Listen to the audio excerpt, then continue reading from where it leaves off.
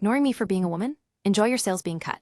As an English language learner and someone who finds joy in being petty, I'm here to share a story about how I, as the only female employee at our small shop, decided to take matters into my own hands when faced with a misogynistic salesman.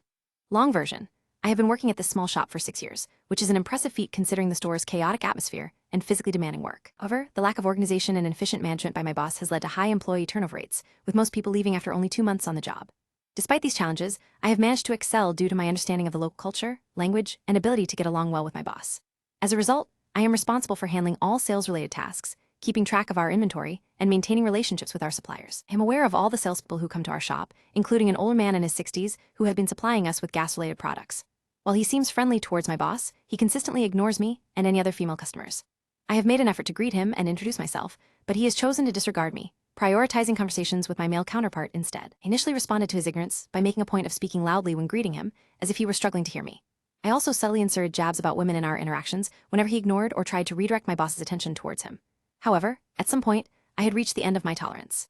The silver lining of being in control of approximately 90% of the shop is that I have an intimate understanding of our inventory, customer demands, and supply chain dynamics. As a result, I take advantage of this knowledge to manipulate the sales process. When this salesman comes to visit us, he often tries to convince my boss to purchase new products or large quantities. However, I take it upon myself to advise my boss against these purchases. If there is no demand for a specific product from our customers, and we already have an alternative that satisfies their needs, I discourage my boss from buying from the salesman. For example, he might suggest purchasing multiple gas cans at once, which would be too expensive or unnecessary. In such cases, I convince my boss to buy only one unit and look for better deals elsewhere. If there's a specific product with similar prices available from another supplier who also delivers bi-weekly, I advise my boss to switch suppliers.